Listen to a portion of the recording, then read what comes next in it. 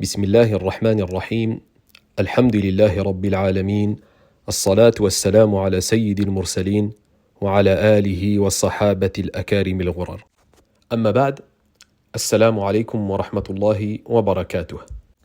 Bienvenue à tous et à toutes pour un nouveau podcast. Chers frères et sœurs, il existe des hommes qu'Allah subhanahu wa ta'ala enrichit et d'autres qu'il élève. Mais il est plus rare encore de rencontrer un homme que la richesse n'a jamais possédé. Un homme qui possédait la richesse mais dont le cœur appartenait à Allah subhanahu wa ta'ala. Aujourd'hui, nous allons rencontrer l'un de ces hommes. Un homme que le prophète sallallahu alayhi wa sallam lui-même a honoré d'un titre unique. Dhun Nurayn Uthman ibn Affan radiyallahu anhu.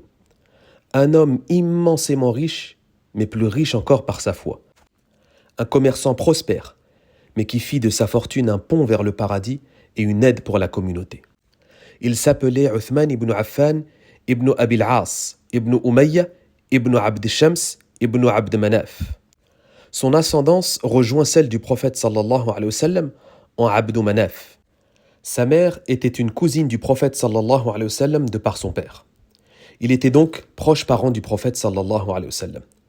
Son père mourut dans la Jahiliya, mais sa mère embrassa l'islam et mourut sous son califat. On l'appelait Abu Amr dans la Jahiliya, la période anté-islamique, puis Abdullah après la naissance de son fils Abdullah, fils de Ruqiyya. Il fut surnommé Dhun Nurayn parce qu'il épousa deux filles du prophète sallallahu alayhi wa sallam, Ruqiyya, puis après sa mort, il épousa Kulthum, une autre fille du prophète sallallahu alayhi wa sallam. C'était un honneur unique et immense pour ce noble compagnon. Certains disent aussi que ce surnom venait de son amour du Coran et de la prière nocturne.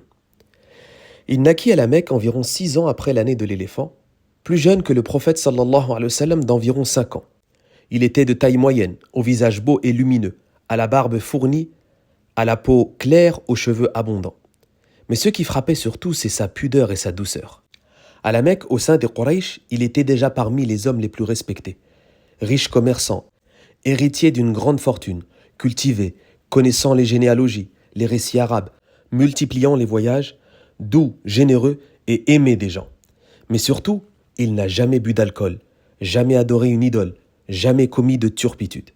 Il disait, l'alcool enlève la raison, et la raison est le plus noble don d'Allah subhanahu wa ta'ala. Les gens l'aimaient tellement que les mères chantaient à leurs enfants « Je t'aime comme Quraysh aime Uthman ». Il était d'une pudeur exceptionnelle. Le prophète sallallahu alayhi wa sallam dira même de lui « Ne devrais-je pas avoir honte d'un homme devant qui les anges font preuve de pudeur ?» À 34 ans, Abu Bakr as-Siddiq l'invita à l'islam. Il accepta immédiatement. Il fut parmi les tout premiers musulmans, le 4e homme à embrasser l'islam. Il raconta qu'en revenant de Syrie, il avait entendu une voix annoncer la venue du prophète sallallahu alayhi wa sallam. Quand il entendit Muhammad sallallahu alayhi wa sallam, il sut que c'était la vérité.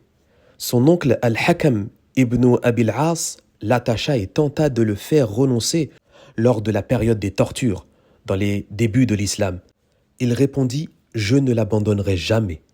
Plus tard, il émigra avec Ruqiyya, son épouse, la fille du prophète sallallahu alayhi wa sallam, en Abyssinie, en l'an 5 après la révélation environ, ce qui fut de lui le premier homme de cette communauté à émigrer avec son épouse.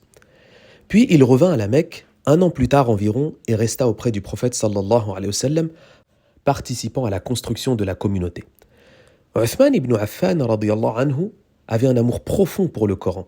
Il passait de longues nuits à le réciter et à méditer ses versets. Après la mort de Omar ibn al-Khattab, les musulmans le choisirent comme 3e calife. Son califat dura près de 12 années, durant lesquelles l'islam s'étendit et la communauté connut prospérité. Et lorsqu'il vit apparaître des divergences dans la manière de réciter le Coran, il rassembla les musulmans autour d'un mushaf unique, afin de préserver l'unité du livre d'Allah et l'unité des croyants. Mais vers la fin de son califat, les rumeurs furent propagées, des troubles éclatèrent, et sa maison à Médine fut encerclée. On lui proposa de se défendre. Il refusa pour ne pas faire couler le sang des musulmans.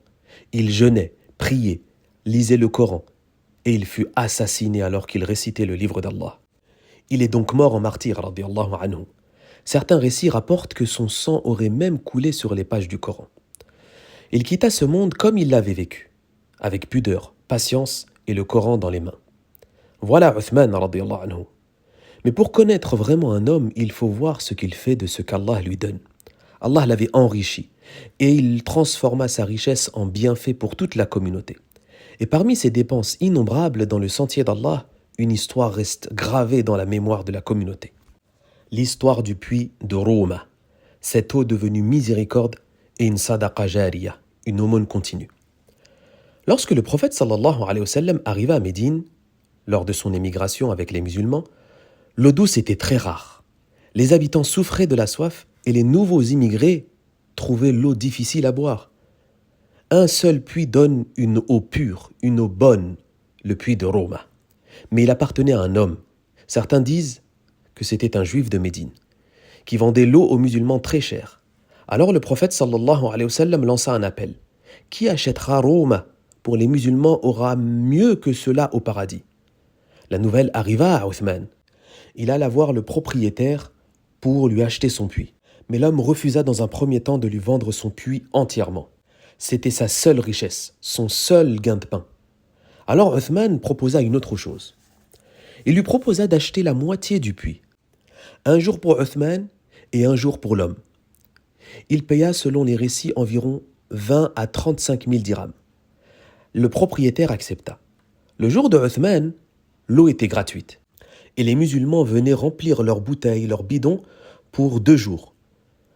Plus tard, plus personne n'achetait de l'eau du propriétaire lorsque c'était son jour. Les jours passèrent, les pertes s'accumulèrent et l'homme revint voir Uthman et veut lui vendre la totalité du puits. Il comprend qu'il est dépassé et qu'il ne peut plus faire de profit. Il va donc lui vendre le puits entièrement. Uthman ibn Affan met à disposition ce puits pour les musulmans, le riche, le pauvre, le voyageur. Tous purent boire gratuitement de ce puits. Une fortune transformée en source de miséricorde.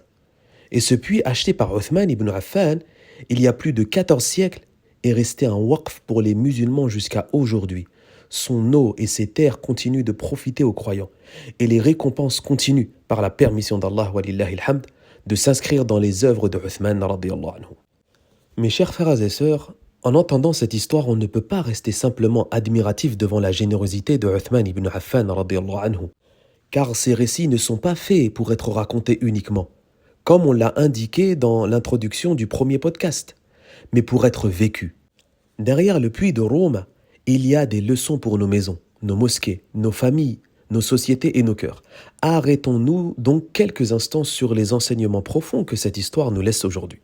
Le premier enseignement que l'on peut tirer de ce récit, c'est que la richesse n'est pas un problème en réalité.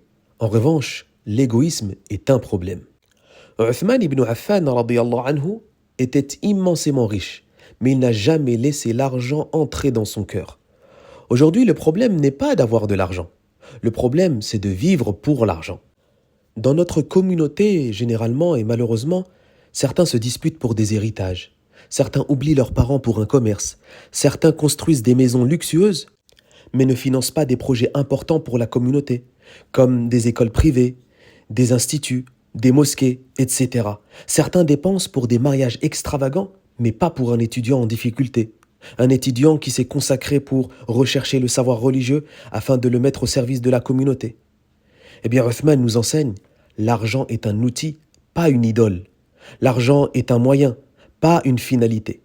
Si Allah subhanahu wa ta'ala nous a donné des biens, des richesses, des fortunes, c'est pour aussi le mettre au profit de la communauté, pour soulager quelqu'un, pour aider un projet bi'idhnillahi ta'ala. Le deuxième enseignement, les grandes œuvres naissent d'un cœur sensible aux souffrances des autres. Personne n'a obligé Uthman à faire cet acte.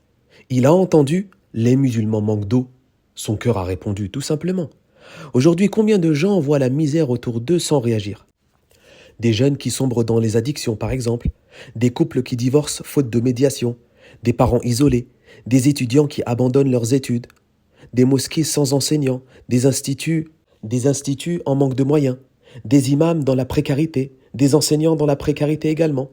On attend toujours l'État, la mairie, l'association. Uthman nous dit, sois la solution.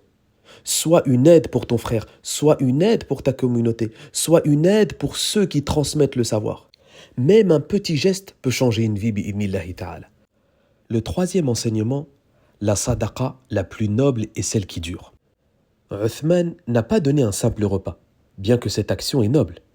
Il a donné une source d'eau permanente, une sadaqa jariya qui dure, une sadaqa stratégique. Aujourd'hui, on donne parfois pour se soulager la conscience, mais la vraie sagesse est de réfléchir. Quelle œuvre continuera après ma mort? Un enfant éduqué, un étudiant soutenu, un livre traduit, une école privée, une médiation de couple réussie.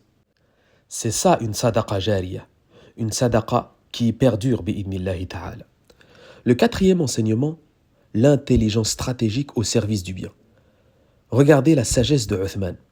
Il n'a pas affronté le propriétaire, il a négocié intelligemment. Il a acheté la moitié, puis la totalité, walillahi alhamd. Aujourd'hui, certains musulmans ont de bonnes intentions, mais aucune stratégie. On parle de da'wa sans organisation, sans forcément avoir étudié. On veut aider, mais sans méthode. On veut unir, mais sans patience. Eh bien, Uthman nous enseigne, la piété doit être accompagnée d'intelligence, de stratégie et de détermination. Le cinquième et dernier enseignement, la vraie générosité n'a pas peur de l'avenir. Uthman ibn Affan a dépensé des milliers de dirhams sans crainte, sans aucune peur, parce qu'il savait, celui qui donne à Allah ne perd jamais. Celui qui commerce avec Allah subhanahu wa ta'ala ne fait jamais de faillite. Aujourd'hui, beaucoup se disent « Je donnerai quand je serai riche, je ferai quand j'aurai le temps, je m'engagerai après ma retraite. » Mais la vie passe. Et qui nous garantit que nous serons encore en vie? Uthman nous enseigne qu'il faut donner maintenant, aimer maintenant, réparer maintenant, œuvrer dès maintenant, bi'idnillahi ta'ala. Mes chers frères et sœurs, qu'Allah nous permette de suivre les traces de nos pieux prédécesseurs. Allahumma ja'alna mimman yastami'una al-qawla fayattabi'una ahsanah waj'alna min ahli al-karami wal-judi fi hadha ash-shahr al-mubarak wa ba'dahu ya rabbal alamin. Amin, amin ya Rabb. Et je vous dis à très bientôt, incha'Allah ta'ala, pour un nouveau podcast. Qu'Allah subhanahu wa ta'ala vous préserve. Wallahu a'la wa a'lam. Wassalamu alaikum wa rahmatullahi wa barakatuh.